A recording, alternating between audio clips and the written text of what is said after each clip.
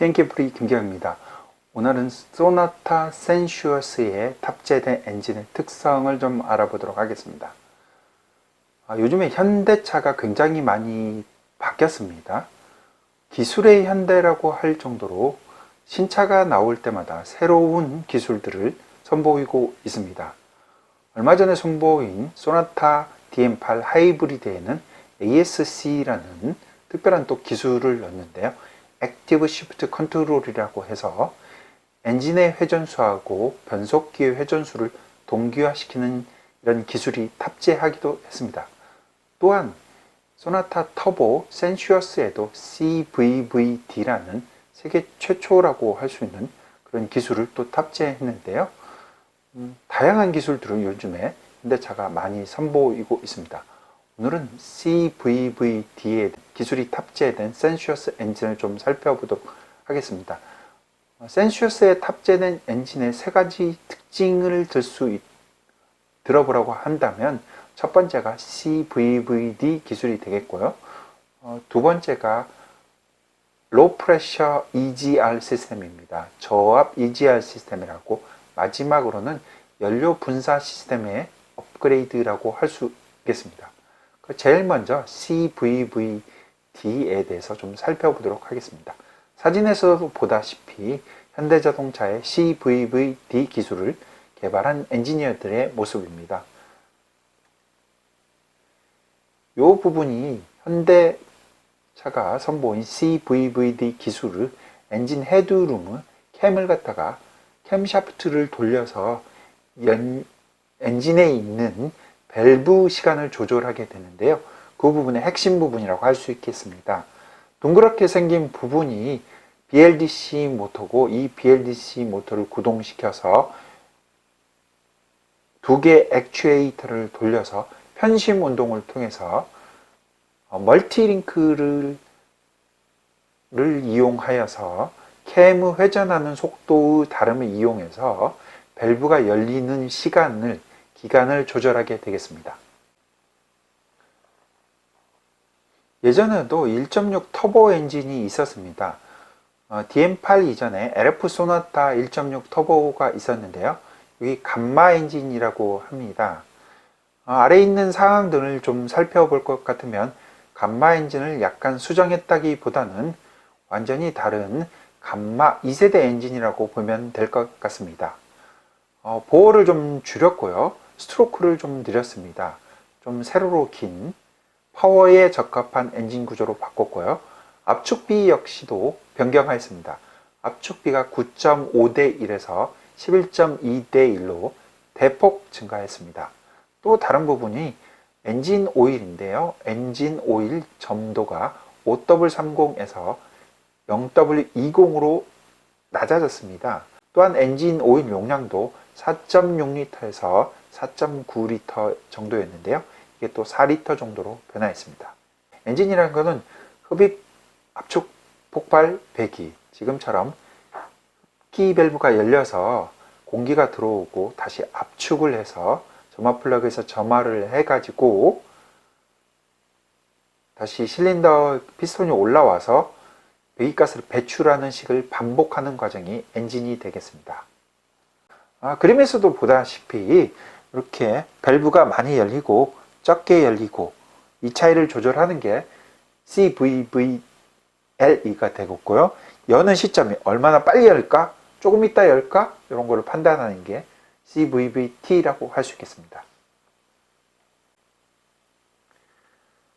CVVD, CVVT, CVVL 각각 다른 것을 이해하기 위해서 제가 그래프를 통해서 좀 구현해 봤습니다. 살펴보도록 하겠습니다. 항상 엔진이 구동하게 되면서 흡기 밸브가 열릴 때가 있고, 끝나고 나면 배기밸브가 열릴 때가 있습니다. 따라서 파란색과 빨간색이 이렇게 반복되는 작업이 계속 발생하게 됩니다. 그럼 저희가 살펴볼 때는 이 부분에서 배기밸브에 대한 부분은 없애고 흡기밸브 쪽만 보도록 하겠습니다. CVVT는 밸브가 열린 시점이에요. 그래프에 보시면 제일 가장자리 있는 0점에 있는 부분이 있거든요. 이 0점이 밸브가 열리는 시점이고, 가장 높이 있는 부분이 바로 밸브가 완전히 열리고, 또 가장 낮은 부분이 밸브가 다시 닫히는 부분이 되겠습니다. 밸브가 열리는 시점을 조절하게 되는 거죠. 다른 그래프를 통해서 하나 좀 볼게요. 이렇게 지금 초록색 그래프가 하나 있어요. 이 초록색 그래프를 볼 것 같으면 밸브가 열린 시점이 확실히 달라요. 더 늦게 열렸다가 밸브가 늦게 닫힌다고 보면 될 것 같아요. 근데 면적이라고 할 수 있어요. 시간이죠. 여기서부터 요 끝까지 밸브가 열리는 시간은 동일합니다. 파란색과 초록색이 동일한 듀레이션을 갖게 되겠습니다. 이런 거를 조절하는 게 CVVT가 되겠습니다. CVVT를 표현한 부분이 되겠습니다. 여는 시점이 그래프에 따라서 보시듯이 좀 더 빨라지는 경우가 있어요. 보통 여는 시점보다 더 빨라지거나 더 늦게 열거나 이런 거를 지금 표현해 봤는데요. 이렇게 밸브가 좀 더 빨리 열릴 때가 있어요. 언제냐면은 고속주행 한다고 할 때, 큰 힘이 필요할 때 배기 밸브를 통해서 배기가스를 내보내게 되는데요. 동시에 흡기 밸브도 빨리 열게 돼서 흡기 쪽에서 공기가 들어와서 안에 있는 타다 남은 가스를 다 내보내고 또다시 새로운 공기를 집어내서 좀 더 높은 폭발력을 이루게 하는 경우가 있습니다. 또 다른 경우 같은 경우는 밸브를 갖다 흡기 밸브를 좀 더 늦게 닫는 경우가 있겠습니다. 어떤 경우냐면은 보통 흡기 밸브하고 흡기 행정이 시작되면서 실린더가 내려가고 흡기 밸브가 따라 내려가게 됩니다. 근데 압축 과정이 시작되면서 흡기 밸브는 닫혀야 돼요. 근데 닫히지 않고 좀 늦게 닫히는 거죠. 실린더가 피스톤이 올라오면서까지 기다렸다가 마지막 순간에 닫히게 됩니다. 이렇게 되면 엔진이 피스톤이 움직이면서 펌핑을 하게 되는 건데요. 이 펌핑 손실, 펌핑에 필요한 에너지를 적게 할 수 있는 거죠. 이렇게 해서 에너지 소모량을 적게 하게 되는 거예요.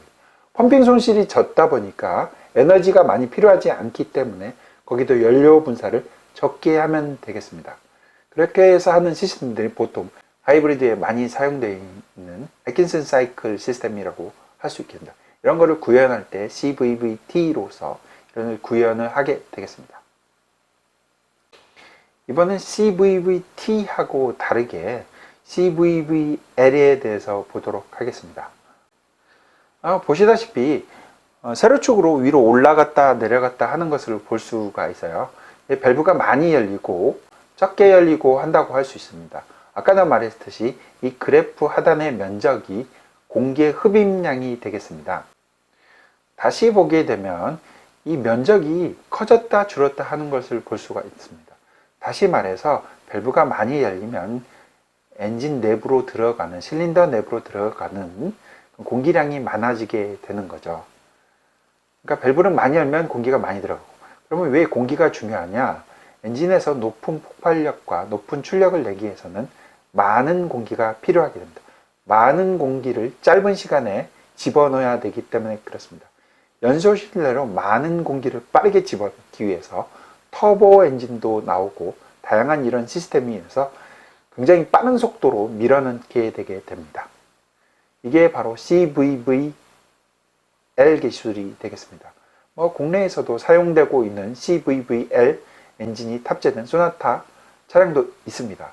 근데 다만 CVVT하고 CVVL하고 두 개의 공통점은 아래도 말했듯이 이 밸브가 열리는 시점, 얼마 동안 열리는가는 조절할 수가 없었습니다. 근데 이번에 CVVT를 통해서 이 부분이 조절이 가능하게 된 거죠. 다른 그래프를 좀 보도록 하겠습니다. 그래프를 통해 CVVT를 모습을 보여주고 있습니다. 아래 부분에 보면은 이렇게 듀레이션, 시작점에서 끝점까지 빨간색 표시가 길이보다도 더 제일 짧고 이게 중간 길이고, 보라색 같은 경우에는 제일 긴 듀레이션을 가지고 있습니다. 이렇게 밸브가 열리는 시점을 조절할 수도 있을 뿐만 아니라 밸브가 얼마나 동안 열리느냐를 조절함으로써 밸브의 시점뿐만 아니라 타임 제어뿐만 아니라 밸브에 들어가는 공기량까지, 그러니까 밸브가 많이 열리는 효과까지도 볼 수 있게 됩니다. 따라서 예전의 엔진 시스템은 CVVT나 CVVL을 통해서 엔진을 구성하고 엔진을 설정을 할 때는 연료의 효율성을 맞출 것인지, 아니면 성능에 맞출 것인지, 아니면 둘 다 중에 어느 한 부분을 타협할 것인지 미리 설정해서 픽스해 놔야 됐습니다. 하지만 D 기술이 들어오면서 이런 듀레이션을 조절하면서 운전자의 상황에 따라서, 즉 운전자가 고속으로 운전하니까 저속으로 운전하니까, 저속에서도 로드, 고객길 같으면 부하가 많이 걸리는 게 있죠.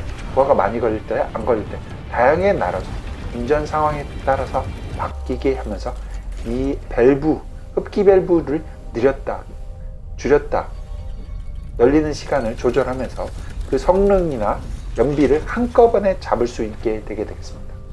이게 바로 CVVD의 기술의 핵심이라고 할 수 있겠습니다. 두 번째 엔진 특성으로는 저압 EGR 시스템을 사용했습니다. 사진에서도 보다시피 저압 EGR과 고압 EGR 시스템을 좀 구분해서 그려져 있습니다. 소나타 센슈어스의 국내 최초로 저압 EGR 시스템이 들어가 있겠습니다. 고압 EGR과 저압 EGR의 차이점이 뭐냐, 그림을 통해서 보도록 하겠습니다. 먼저 고압 EGR을 볼 것 같으면 이 빨간색 부분이 있어요. 이 빨간색 부분이 바로 배기가스가 나오는 부분이 되겠습니다. 배기가스가 나와서 바로 돌려서 다시 흡기 다기관으로 보내는, EGR 쿨러를 통해서 바로 흡기 다기관으로 보내는 것이 바로 이 고압 EGR 시스템이 되겠습니다. EGR 쿨러를 통해서 온도는 살짝 낮추겠지만 그 압력이 그대로 유지된 상태로 흡기 다기관으로 들어가는 게 되는 게 고압 시스템이고요. 반면에 저압 EGR 시스템 같은 경우는 배기가스가 나와서 터보 차저를 돌려서 터보 차저를 돌리고, 이 터보 차저를 돌리는 이유는 컴프레서를 통해서 신선한 차가운 공기를 갖다가 차량 외부에서 끄집어 당기기 위한 부분이죠. 터빈을 돌리고 남은 배기가스는 다시 배기가스 내부로 머플러를 통해서 나가기도 하지만 EGR 쿨러를 통해서 다시 들어가게 됩니다. 그래서 EGR 밸브를 통해서 다시 신선한 공기하고 만나서 인터쿨러를 통해서 다시 흡기 다기관으로 들어가게 되는 게 바로 저압 시스템입니다. 그럼 고압과 저압의 차이가 무엇이냐?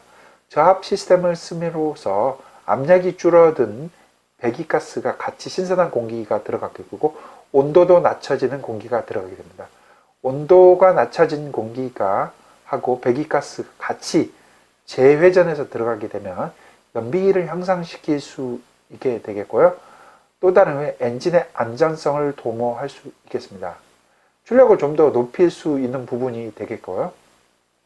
또 다른 거는 낮은 온도로 공급되기 때문에 질소산화물이나 이런 배기가스, 유해 질소를 저감하는 데도 큰 효과가 있겠습니다. 마지막으로 연료 분사 시스템 인젝터의 성능 개선입니다. 이 인젝터가 지금 이거는 도요타의 D4S 엔진 시스템인데요. 도요타 같은 경우에는 포트 인젝트 방식하고 다이렉트 인젝트 방식을 같이 사용합니다. 왼쪽 게 연소실 내부로 바로 직접 연료를 분사하는 다이렉트 인젝트 방식이고요. 좀 멀리 있는 게 바로 포트를 통해서 흡기 포트에다가 연료를 쏴주게 되게 됩니다. 소나타 센슈어스에 들어가 있는 1.6 터보 GDI 감마2 엔진 같은 경우는 다이렉트 엔진 시스템을 쓰게 됩니다. 이 다이렉트 엔진 시스템은 인젝터가 바로 연소 실내에다가 연소를 분사하게 되는데요. 예전 같은 경우는 250바 정도에 분사했는데요. 350바로 높였습니다. 따라서 굉장히 더 강한 압력으로 짧은 순간에 적은 연료를 뿜어줄 수 있기 때문에 연비 효율도 좋고 또한 출력 향상에도 더 좋다고 할 수 있겠습니다. 이렇게 소나타 센슈어스에 탑재된 엔진의 특성을 알아봤습니다. 무엇보다도 이렇게 새로운 신기술이 들어가 있는 엔진의 중요한 부분은 바로 내구성입니다. 얼마 전 현대가 세타 엔진의 영구 보장, 폐차할 때까지 보증을 하겠다고 했는데요. 이렇게 신기술이 들어간 차량들이 각광을 받고 오래 지속되려면 내구성이 보장돼야 되겠습니다. 따라서 소나타 센슈어스에 들어간 엔진도 여러 부품들이 들어가서 바뀌었는데요. 이런 부분에 대한 내구성 보장이 굉장히 중요한 부분이 된다고 할 수 있겠습니다.